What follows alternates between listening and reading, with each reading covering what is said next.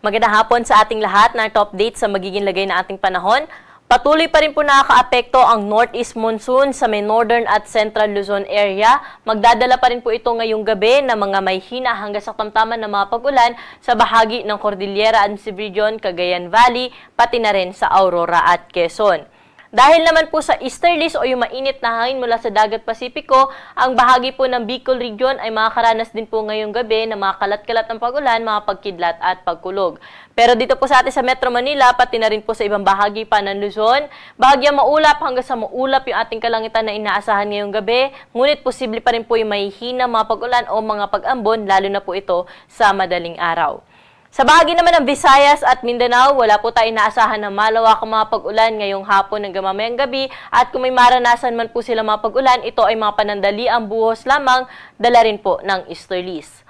Wala po tayo minomonitor ngayon na low pressure area o bagyo na posibleng makaapekto sa ating bansa for the next 3 to 5 days.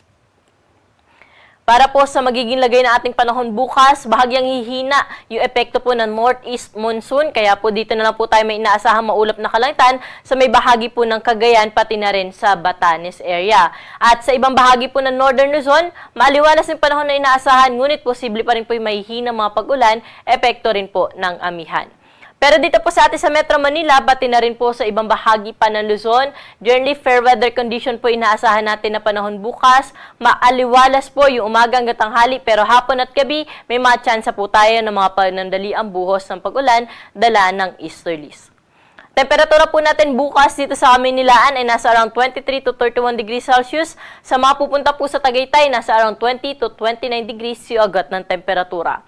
Sa may Baguio City, kahit bagyang hihina po yung amihan, malamig pa rin sa 15 degrees na minimum temperature at 24 degrees na maximum temperature. Sa Lawag naman, naabot sa 22 to 32 degrees yung agad ng temperatura. Dumako na po tayo sa Tuguegarao na kung saan dahil maulap bukas ay nasa around 20 to 29 degrees pa rin yung agad ng temperatura at sa may Legazpi City naman 24 to 30 degrees Celsius. Sa may Puerto Princesa at Calayan Islands naman po, aabot sa 32 degrees ang maximum temperature bukas. Sa mga kababayan naman natin sa bahagi ng Visayas at Mindanao, wala po tayo dyan inaasahan na malawakang mga pag-ulan bukas, ngunit mataas pa rin po yung tsansa na mga isolated rain showers, madalas po ito sa hapon at sa gabi. Kaya kung lalabas po tayo na ating mga tahanan, huwag pa rin pong kalimutang magdala ng payong, pananggan na rin po ito sa init sa tanghali at sa mga tsansa ng pag-ulan sa hapon at sa gabi. Temperatura natin sa bahagi po na Iloilo at sa Metro Cebu ay 25 to 32 degrees Celsius, 25 to 31 degrees naman sa bahagi ng Tacloban City. Sa may Zamboanga at sa Metro Davao, aabot po sa 33 degrees yung maximum temperature bukas, samantalang aabot sa 32 degrees sa bahagi ng Cagayan de Oro City.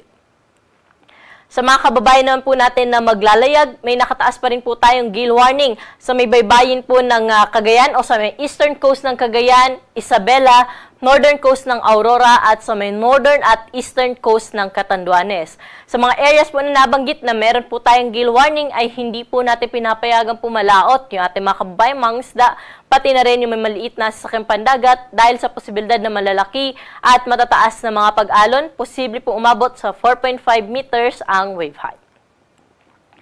Para naman sa ating 3-day weather outlook sa mga pangunahing syudad dito sa Luzon, partikular na po dito sa Metro Manila, Baguio at Legazpi City, na kung saan by Sunday, mahina po yung amihan natin, kaya po medyo may pagkamainit na panahon po yung inaasahan natin. Pero pagdating po ng Lunes o Martes po, yan po nakikita natin na posible ulit magkaroon ng panibagong bugso ng amihan, kaya by Tuesday, sa may Baguio City, maulap po yung kalangitan na inaasahan natin dyan na may kasama hihina mga pag-ulan.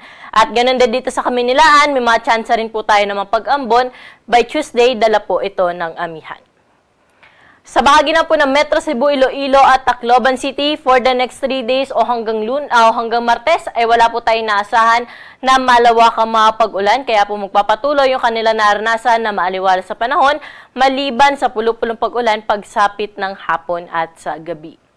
Samantala sa Metro Davao naman, dahil sa easterlies, by Sunday, inaasahan po natin na makakaranas sila ng mga kalat-kalat na mga pag-ulan, mga pagkidlat at pagkulog. Pero hindi naman po magtatagal yung epekto niyan dahil pagdating ng Lunes hanggang Martes ay maaliwalas sa panahon na po ulit yung inaasahan natin sa bahagi ng Metro Davao. Sa Cagayan de Oro at sa may Zamboanga City, wala tayong naasahan na malawakang mga pag-ulan for the next 3 days, kaya magpapatuloy yung kanilang naranasan na maliwala sa panahon, maliban sa pulupulong pag-ulan pagsapit ng hapon at sa gabi.